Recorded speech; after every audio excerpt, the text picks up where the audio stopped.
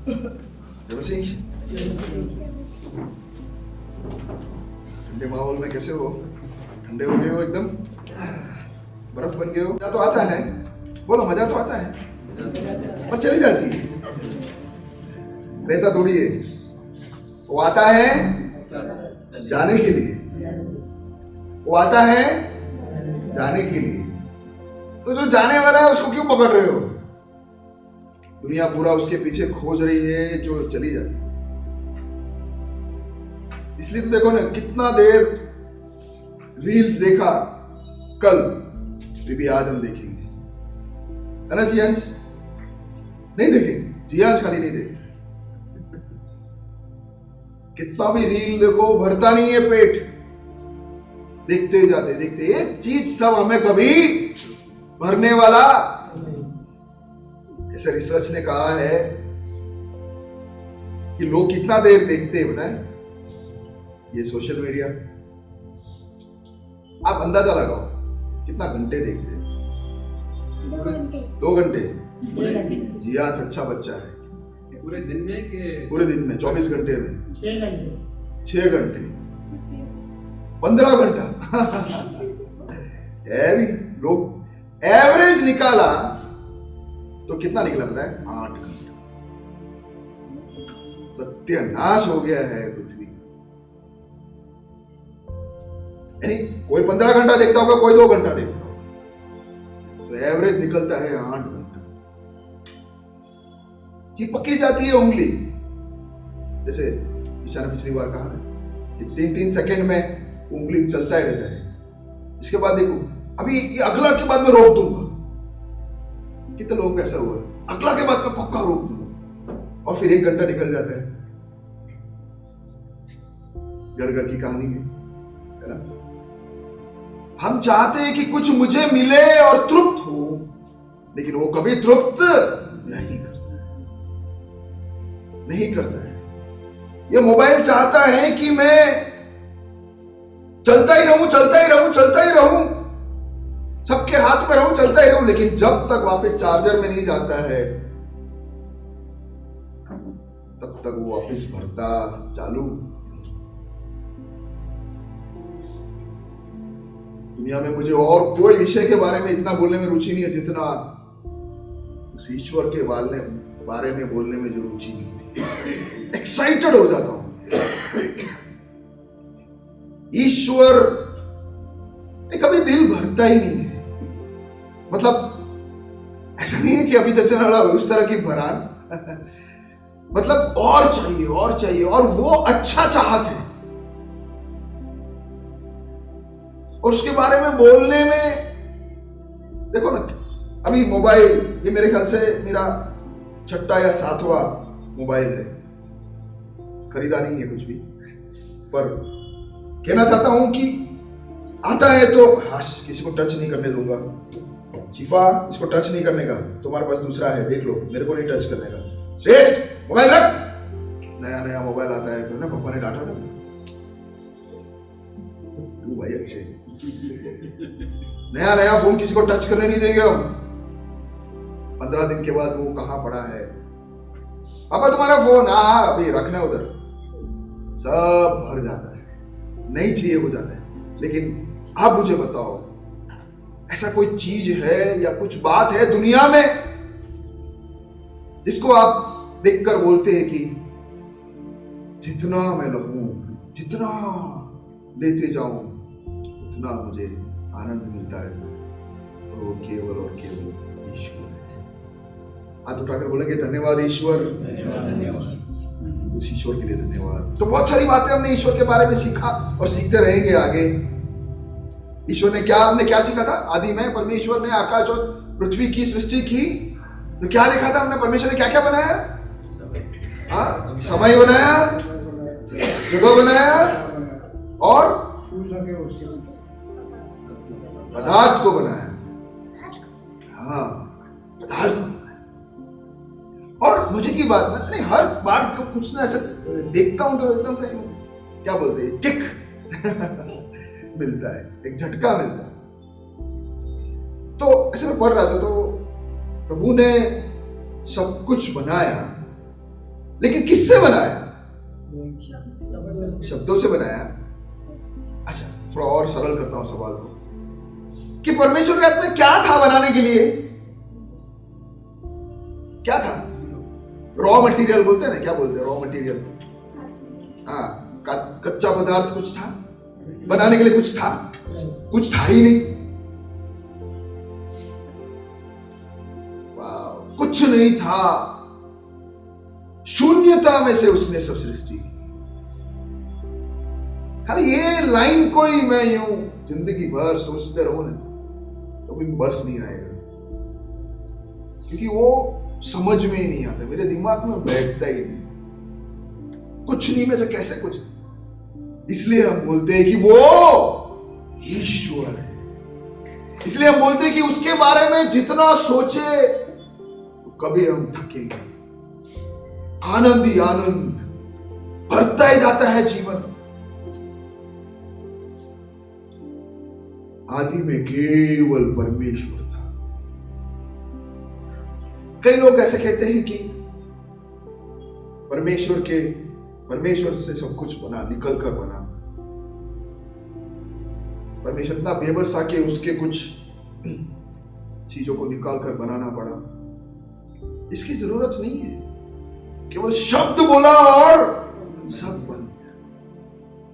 अगर उसमें से सब निकलकर बनता होता, हर चीज परमेश्वर होता, तो हर चीज को हम आराधना करना पड़ता। परमेश्वर की आराधना करनी पड़ती, हर चीज की आराधना करो। फिर मैं अभी डिटेल में नहीं जाता हूं किस किस चीज को आराधना करने का, हर चीज, क्योंकि अगर उसके अंदर से निकला है, वो सृष्टि से बाहर है, वो सृष्टि से बाहर, वो सब जगह है लेकिन सब कुछ नहीं है। ऐसे कैसे हो सकता है? अगर वो वापस सब कुछ है तो सब कुछ की आराधना करना पड़ेगा, फिर कोई गंदा कुछ हो ही नहीं सकता। लेकिन ऐसा नहीं, वो सब जगह पे है, वो सर्वव्यापी है, लेकिन वो सब कुछ नहीं है। उसका सृष्टिकर्ता और सृष्टि में एक फर्क है। चाय बनाने वाले और चाय में फर्क है, कपड़े बनाने वाले और कपड़े में फर्क है। कपड़े बनाने वाले हीरू और कपड़ा हीरू दोनों सेम है। हीरू बोले ये ला, ये मैं ही हूं, तो खाली ममता हाँ बोलेगी, बाकी सब बोलेंगे ले क्या है। कैसे हो सकता है? तो वो भिन्नता। सो परमेश्वर, बोलो मेरे साथ, परमेश्वर आत्मा है, उसका कोई आकार नहीं हो सकता, क्योंकि आकार बनने से पहले वो था, तो वो कैसे हो सकता है? यूनानी लोग पर ईश्वर को सुपर ह्यूमन की तरह देखते थे, सुपरमैन। इसलिए नहीं, उनके जो ईश्वरों को देखो ना, यूनानी ग्रीक, उनके ईश्वरों को देखो तो यूं कोई दुबला पतला है, ऐसा नहीं होगा। यूं देखोगे तो बोलेगा अरे क्या आदमी है, सुपर ह्यूमन। आकाश का ईश्वर,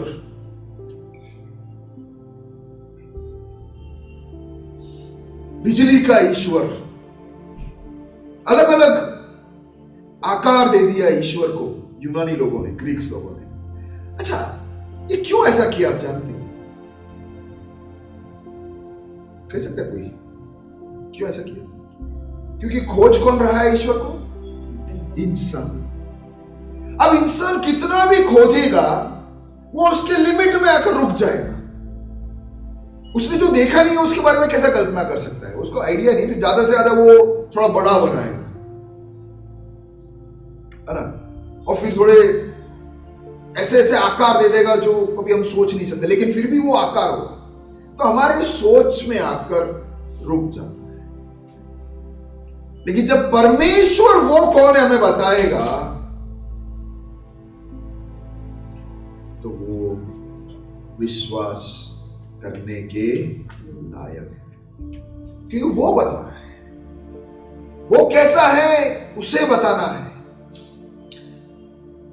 तो बहुत सारी बातें हम वो जो बता रहा है उस पर हम ध्यान देते हैं। मैं नहीं बता रहा मेरी औकात क्या है, मेरा समझ रुक जाता है। इंसान आज कुछ बोलता है, कल कुछ और बोलता है। साइंस कुछ खोज करके आता है, उसके बाद बोलता रुको रुको अभी खत्म नहीं हुआ, और कुछ भी है। जो मैंने बोला था ना वो नहीं सही है, अभी ये सब बदलते जाते हैं। किसको विश्वास करें? किसने पहले बोला कि इंसान बंदर से आया, फिर जिसने ये बोला कि गड़बड़ लग रहा है, ये रहने दो, उसने तो कैंसल कर दिया उसने जो बोला, लेकिन लोग ने पकड़ लिया। चलता आ रहा है, किसका सुने, किसकी बात सुने? कौन हमारा भला चाहता है? सब अपने ही स्वार्थता में तुले हुए हैं। कुछ कह रहा है तो मुझे कुछ इसमें से फायदा होना चाहिए। आज सुबह मेरे प्यारों में आपको कहना चाहता हूं, अगर सुनना है तो केवल ईश्वर का सुने। हमेशा दिल में हाथ रख करे कि प्रभु तू कौन है, तो अपने आप को दर्शा। वैसे एक व्यक्ति के बारे में आज हम जल्दी से देखेंगे, यूहन्ना 3 अध्याय उसके पहले वचन से हम पढ़ने वाले हैं। बहुत सारे वचन मैं पढ़ रहा हूं, एक बार मैं पूरा पढ़ लेता हूं ताकि कुछ समझ में आए आपको। आप ध्यान से सुनना, फिर मैं उसमें से थोड़ा सा बात करेंगे। ओके, जो पहला शब्द है फरीसियों, मतलब यीशु के जमाने में जो शास्त्री लोग थे या वेद पंडित लोग थे, उनको बुलाते थे फरीसी। तो उनमें से ओके, तो ये निकोदिमस एक व्यक्ति का नाम है और वो शास्त्री या पंडित था। ठीक है, अब पढ़ रहा हूं मैं, नहीं पहले। फरीसियों में से निकोदिमस नाम एक मनुष्य था जो यहूदियों का सरदार था।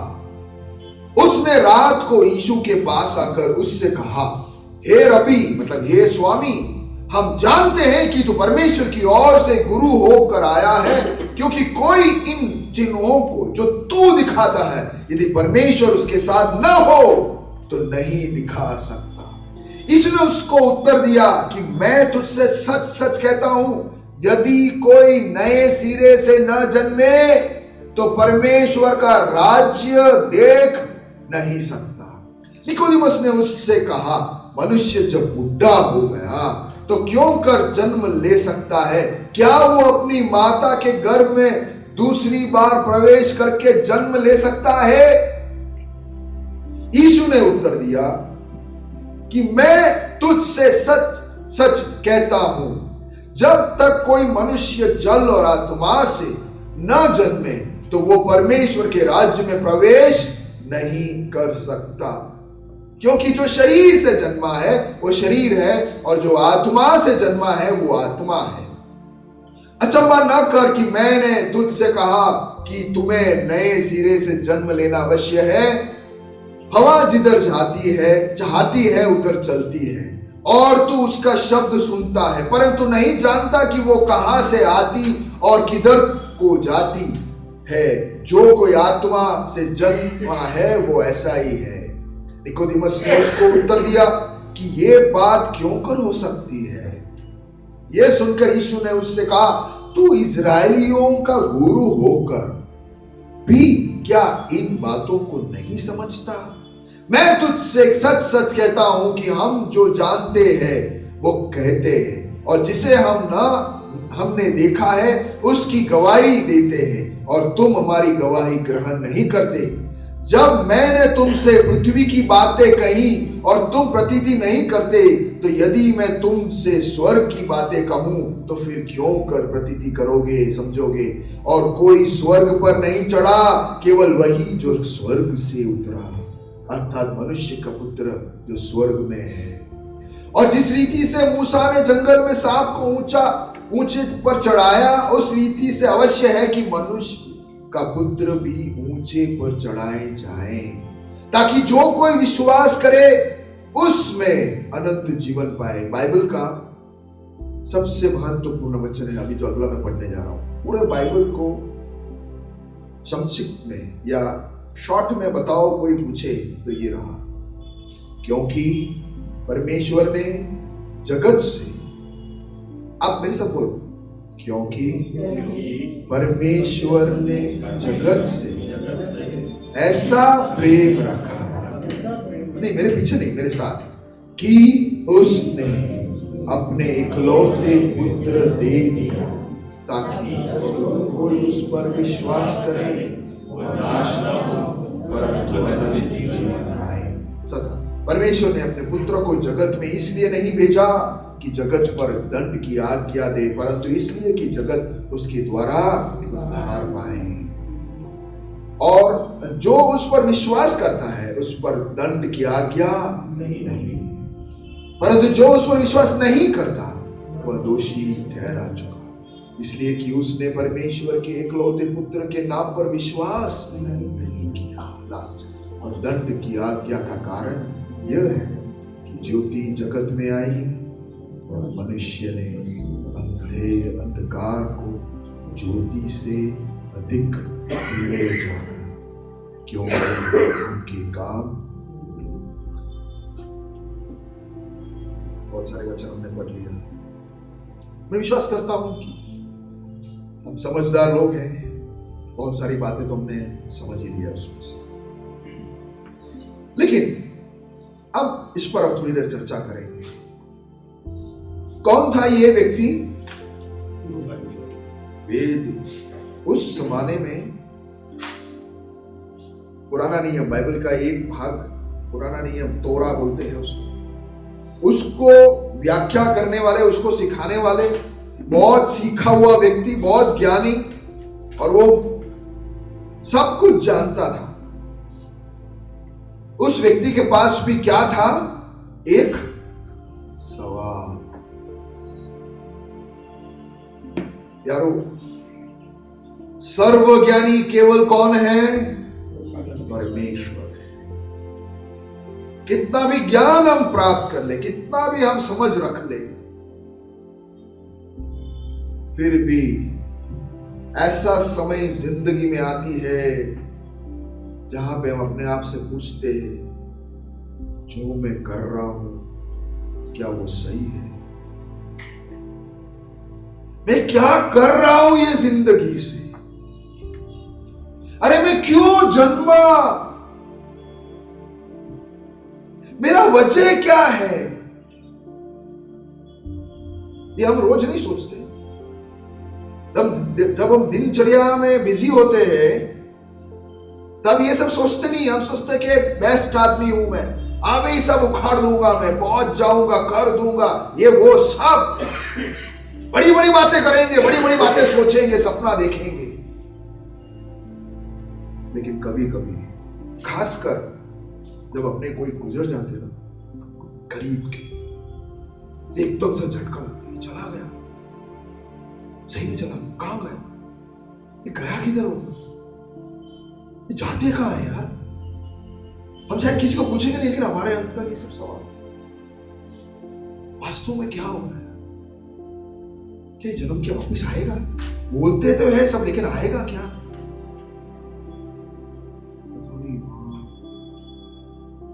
मेरा क्या होगा? मेरे पति, मेरे बच्चों का, मेरे पापा मम्मी कहां है, किधर है? आप में से कितने लोग इन सवालों से गुजर चुके हैं? बड़े बड़े सवाल जिंदगी के हमारे सामने आते हो, हम पूछते हैं ये व्यक्ति भी, अरे ये क्यों ना, कोई धनी भी क्यों ना हो। आपको क्या लगता है, Ambani, Adani, Jeff Bezos, Elon Musk, ये लोग कभी कभी ऐसे बैठकर सोचते नहीं होंगे, क्या है यार, अब मैंने सब कुछ प्राप्त कर लिया, अब क्या बाकी है? इससे मेरा भर नहीं रहा है, अभी भी मेरे अंदर बेचैनी, अभी भी मेरे अंदर तलब, अभी भी मेरे अंदर कुछ तो होना है, कुछ तो पता नहीं क्या। ऐसा नहीं सोचते क्या? आपको लगता है वो ईश्वर बन गए क्या? वो ईश्वर है क्या? इंसान ईश्वर हो सकता है क्या? पैसा इंसान को ईश्वर बना सकता है क्या? ज्ञान इंसान को ईश्वर बना सकता है क्या? कभी नहीं यारो। 100 बात की एक बात, सब कुछ प्राप्त करने के बाद भी इंसान खाली खाली रहेगा जब तक जो बढ़ सकता है वो नहीं आता और भरता, तब तक हम खाली खाली खाली महसूस करें। और ये व्यक्ति भी सब कुछ पढ़ने के बाद कितना साल लगाता है, आप जानते हो यहूदियों में पढ़ने के लिए 1-2 साल में नहीं लगता, सालों साल। कई कई लोग तो पूरा तौरा कंठस्थ कर लेते हैं। अरे आप किधर से कुछ भी पूछो वो बोल सके, इतना कंठस्थ करने वाला, इतना पढ़ने वाला इंसान रात को प्रभु के पास आता है।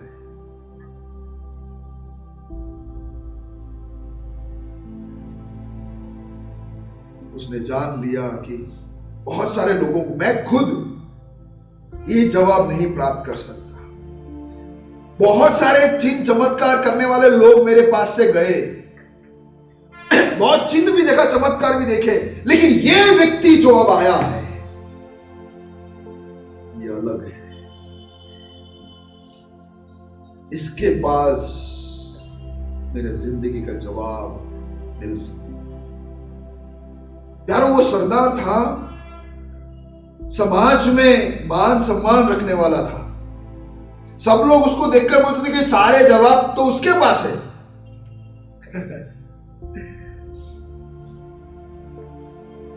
वो भी कई बार ऐसा सोचता था कि कितने लोगों का सवाल का जवाब मैंने दिलाया है,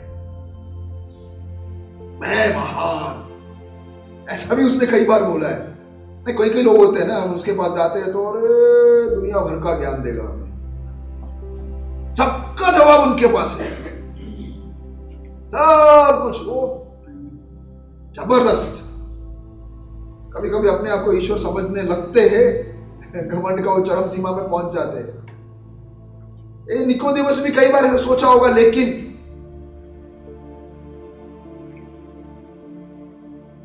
कई सालों से जो वो चाहता था कि यार मैं कितने सारे लोगों को जवाब दे चुका हूं, लेकिन मेरे पास भी सवाल है, ये व्यक्ति दे सकता है।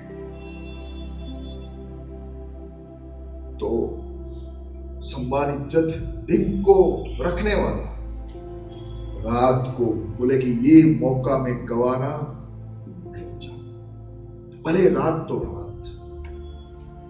शायद ढक कर आया होगा, अपने आप को चुप कर आया होगा, को देखे बिगर यीशु के पास आकर पूछ रहा होगा।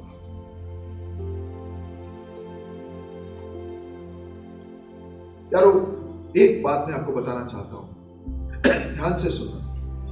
ये जो सवाल हमारे अंदर आते हैं, जो खालीपन हमारे अंदर आता है ना, वो क्या है आप जानते हो?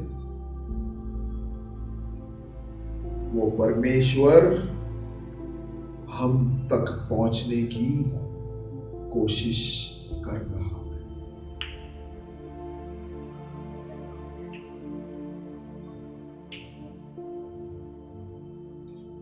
वरना हम कभी ढूंढेंगे ही नहीं और सच्चाई को मिस कर देंगे। परमेश्वर, लेकिन परमेश्वर इतना दयालु है, इतना करुणामय है कि वो चाहता है कि मैं लोग तक पहुंचूं, उनके इन सवालों का जवाब मैं उनको दूं, वो चाहता है। इसलिए ऐसा सवाले, ऐसे अवस्थाएं हमारे अंदर परमेश्वर उत्पन्न करता है। इसने कहा कि जब सब कुछ अच्छा चलता है ना, तो परमेश्वर धीमी आवाज में बुलाता है, बेटा बेटी सुन, सुनाई नहीं देता है। फिर जब बीमारी आ जाती है या संकट कुछ आ जाता है, तो यह परमेश्वर का लाउड स्पीकर है, अब तो सुन। धीरे बोलकर सुनाई नहीं दे रहा था ना, अब तो सुन। अलग अलग माध्यम से कोशिश मैं कर रहा हूं कि मैं तुझ तक पहुंचूं,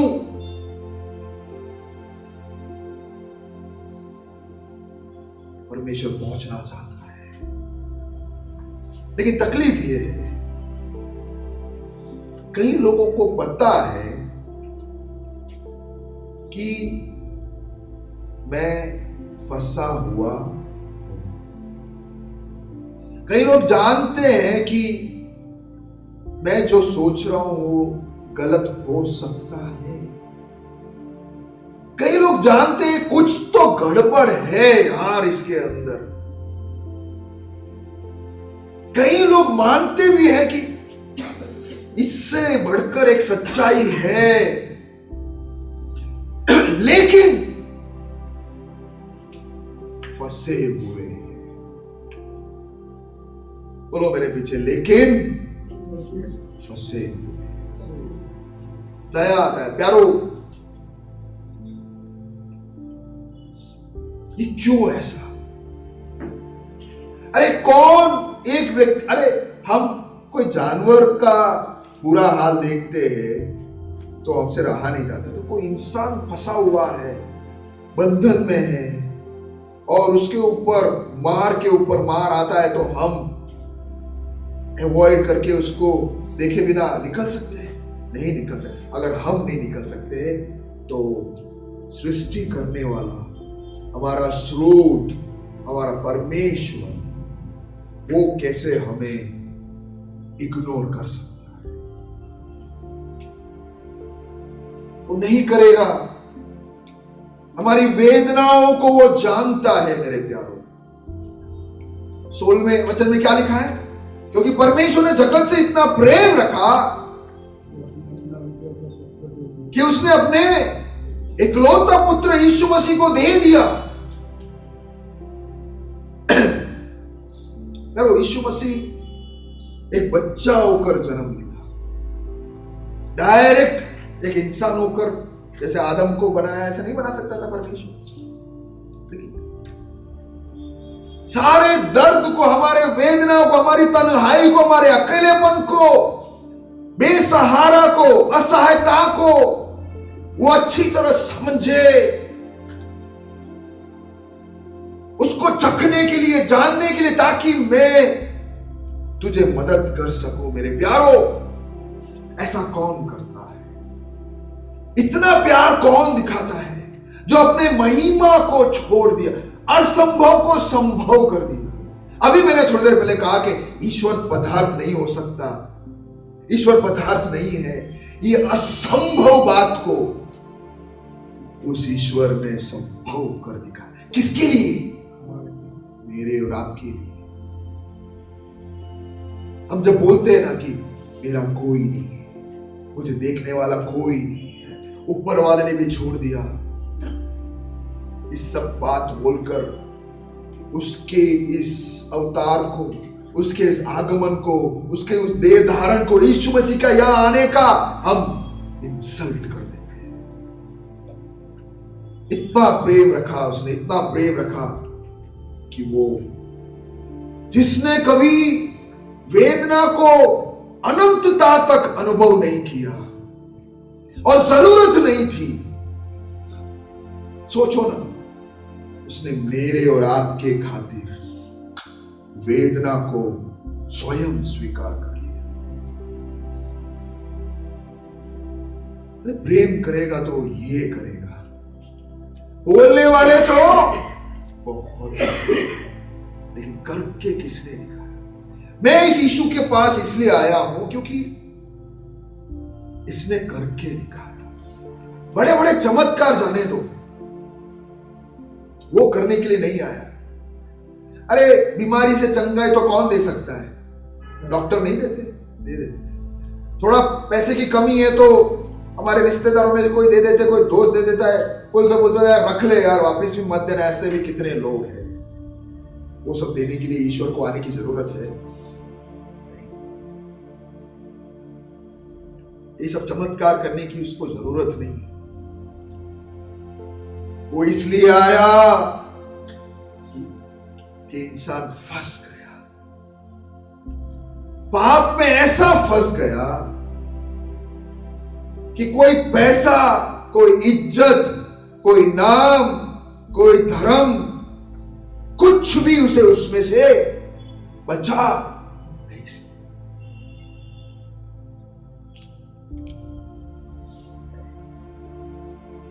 इसलिए उसे आना पड़ा। पाप की वजह से वो फंस गया। पाप का उकेल, पाप का एक सॉल्यूशन दुनिया में किसी के पास नहीं है। और वो सॉल्यूशन देने के लिए, उसका इलाज करने के लिए प्रभु यीशु आया इस पृथ्वी पर, इंसान के पाप को उठाने के लिए, इंसान को उस पाप के जंजीर से तोड़ने के लिए, धर्म स्थापन करने के लिए नहीं। धर्म तो इंसान ने किया। यीशु मसीह इंसान को छुड़ाने के लिए आया। यीशु मसीह इंसान को आजाद करने के लिए आया, अपने ही पाप से, पाप के वो दलदल से। मैं नहीं करूंगा फिर भी करता हूं, उस हालात से निकाल कर आजादी की ओर। प्यारो, उस आजादी का मजा चखने के लिए परमेश्वर ने अपना जान क्रूस पर दे दिया।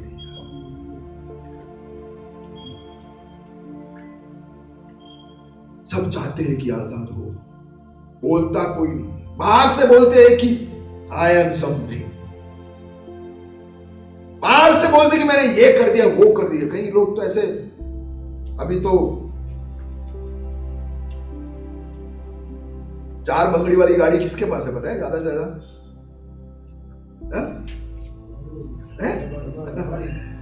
पर क्यों उनके पास है पता है? इतना प्रॉपर्टी बेच दिया, अब करने का क्या है? तो अगली बड़ी गाड़ी, अपन कई गाड़ी, अरे पहली बंगड़ी वाली गाड़ी, नाम भी नहीं आता लेकिन लेके आएंगे। अब बड़ी बड़ी गाड़ी में से निकलेंगे तो देखो आप, खास करके दाढ़ी होगा मस्त एकदम सेट किया होगा, और ऐसे यूं व्हाइट शर्ट पहनेंगे, गोल्ड चेन पहनेंगे। पहली बार तो पैसा बहुत सारा आ गया ना, तो यूं जब चमका के यूं बाहर निकलेंगे, अब दादा हो गया, अब सब कुछ मेरे नीचे, अब मैं हूं। ऐसा देखा आप लोगों ने? नहीं देखा? मैं आई एम समथिंग करके नहीं देखा? तो अब अगली बार से जाओगे ना तो जरा ध्यान देना। लेकिन ये सब एक बाहरी दिखावे, अंदर से क्या हाल है? टूट चुके हैं, बंधन में है, बहुत सारे व्यसन में फंसे हुए हैं, सोच में फंस गए कि मैं इसमें से कैसे निकलूं, ये क्यों मैं बार बार देख रहा हूं, क्यों मैं इसमें से नहीं निकल सकता?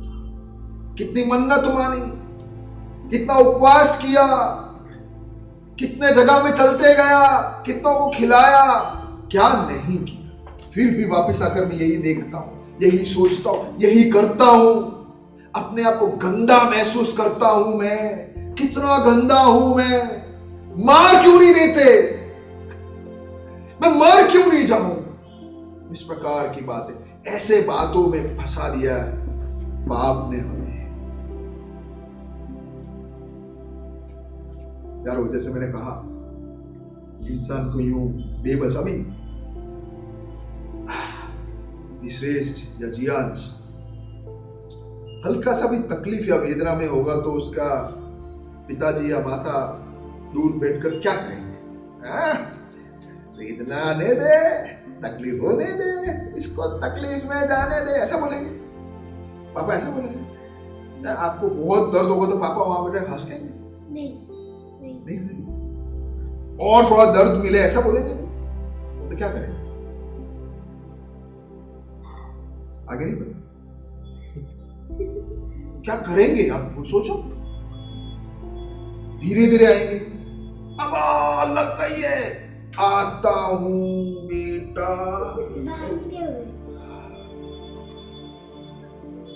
वो इंपॉर्टेंट काम कर रहे तो भी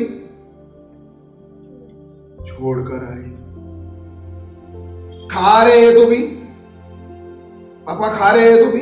पापा को अच्छा सबसे कौन सा खाना लगता है? उसको नहीं पता, आपको पता है? पापा का फेवरेट फूड पुलाव। पापा पुलाव खा रहे और आप गिर गए तो पुलाव छोड़ के आएंगे? आएंगे? नहीं छोड़ के आएंगे पुलाव?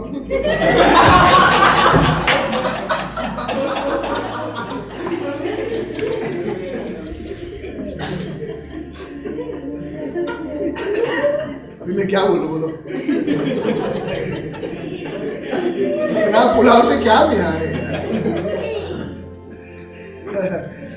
वो उसको शायद समझ में नहीं आया होगा या फिर ऐसा नहीं है, लेकिन चलो अब यूं तो मैं जानता हूं ऐसा नहीं है। अगर कोई बाप या माँ ऐसा होवे नहीं, वो ऐसा है, वो ऐसा है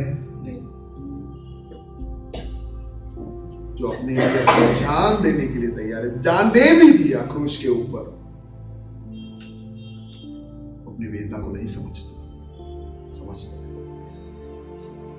आपको क्या लगता है कि प्रभु यीशु ये निकोदेमस का हालत को नहीं समझ रहा था? उसके अंदर जो खलबली मच रही थी, तूफान चल रही थी, वो यीशु को नहीं पता था? वो सीधा निकोदेमस के पास क्यों चला नहीं गया? निकोदेमस, मैं जानता हूं कि तू बड़ा सरदार है यहाँ का, फरीसियों का फरीसी है, तू सब जानता है, लेकिन तेरे अंदर खालीपन है, मैं जानता हूं, भर के दूं। ऐसे यीशु ने क्यों नहीं कहा? क्यों नहीं कहा?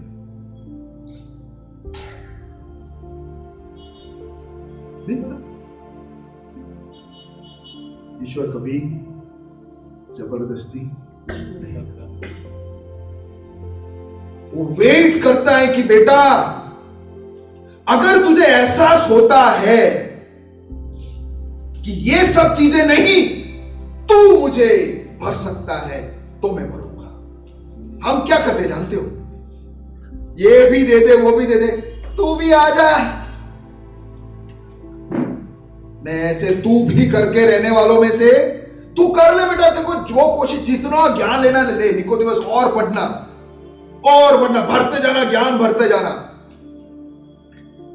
देर जब तू पुकारेगा ना, तब जब तू तेरे सारे श्रम के एंड में पहुंचेगा, सब कुछ करने के बाद तू जब चिल्लाकर मुझे बुलाएगा ना, तब मैं दौड़ कर आऊंगा।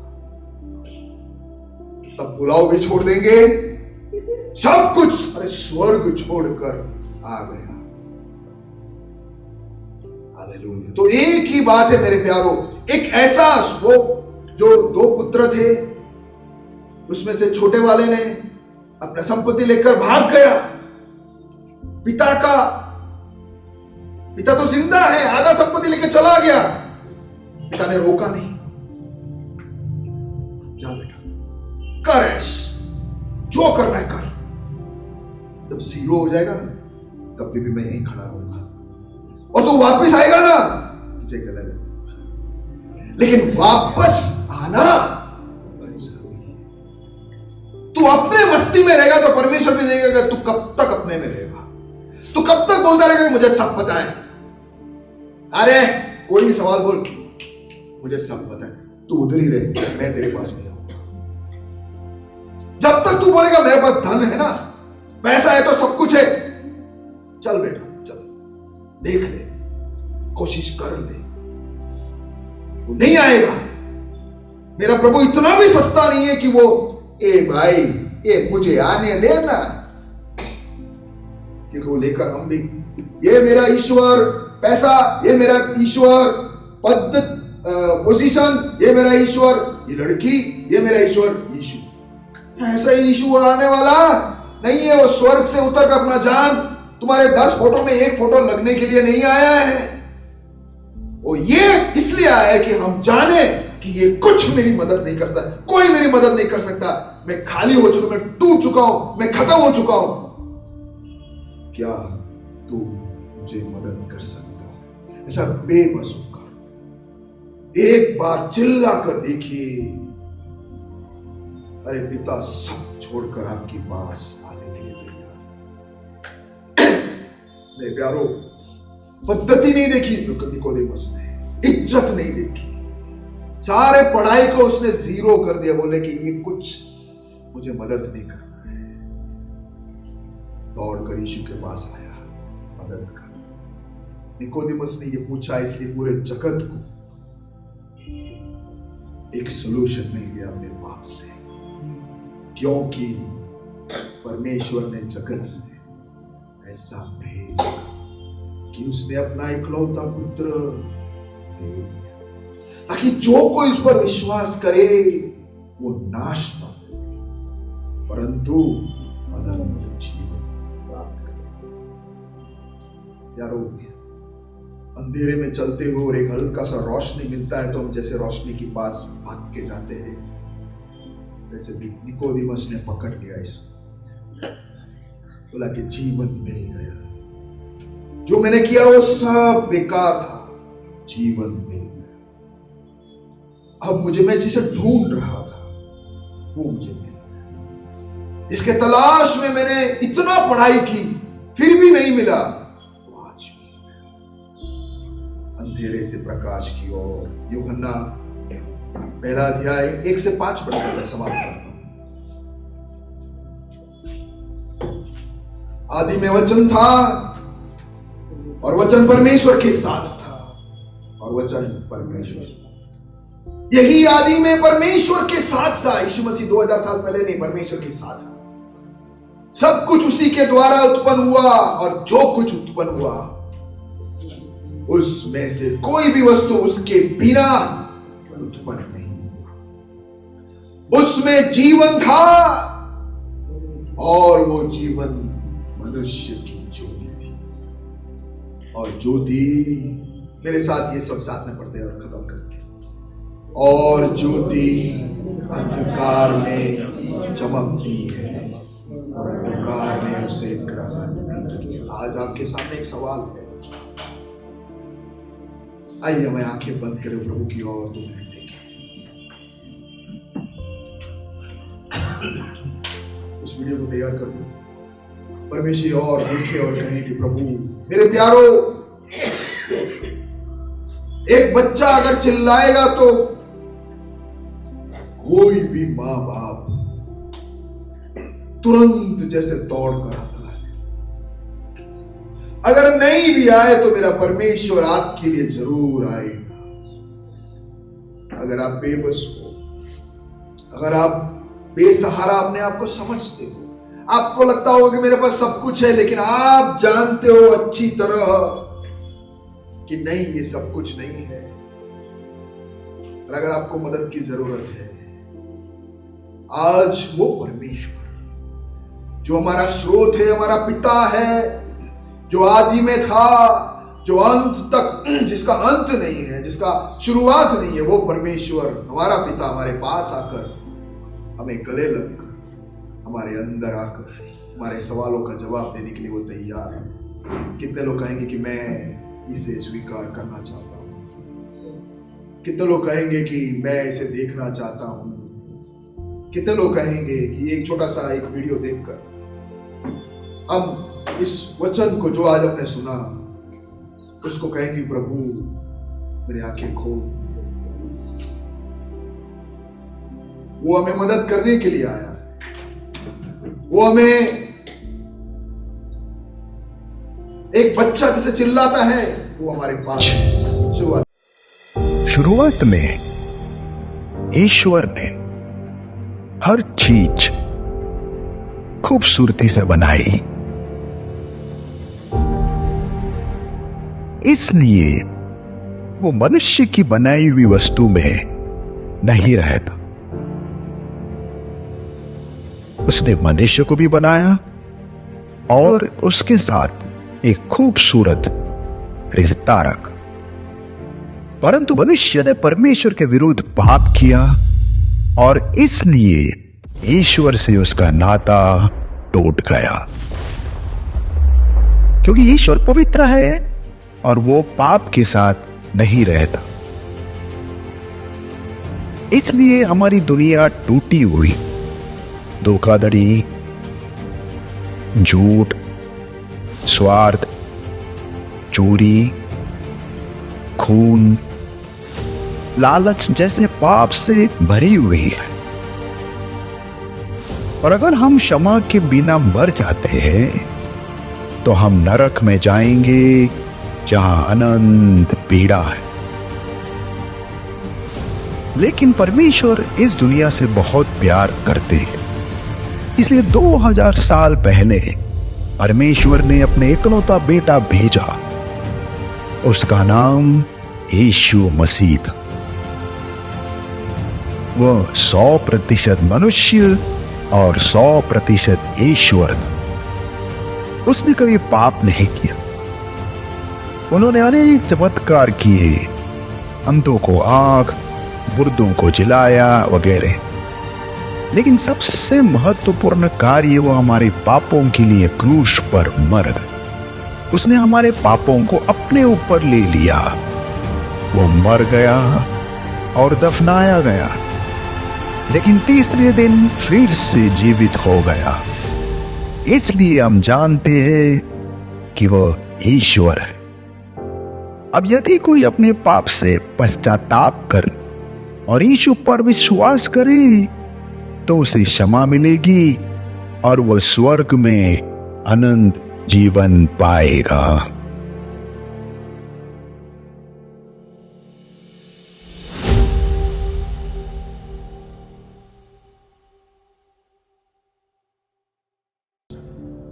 आइए हम छोटी सी प्रार्थना करें। प्रभु, तेरे अलावा हमारे जीवन को उद्धार देने के लिए कोई नहीं। आज अपने आप को तेरे सामने समर्पित करते हैं। मेरे पापों को तू माफ कर, शुद्ध कर मुझे। मैंने बहुत कुछ तेरे खिलाफ किया, मुझे माफ कर। तुझसे भागता रहा, मुझे माफ कर। आज मैं वापस तेरे और लौटता हूं। तूने मेरे लिए जान दिया, अब इससे बढ़कर और क्या मुझे चाहिए। मेरे पापों को तूने ले लिया, धन्यवाद। अपने आप को तेरे हाथों में देते हुए धन्यवाद बोलते हुए प्रार्थना मेरे लिए क्रूस पर जान दे, मुझे स्वीकार कर कर अपने परिवार में अनंत काल के लिए आनंद और खुशी में जोड़ने वाले प्रभु यीशु के मसीह के नाम से मांगता हूँ, सुना ग्रहण करने।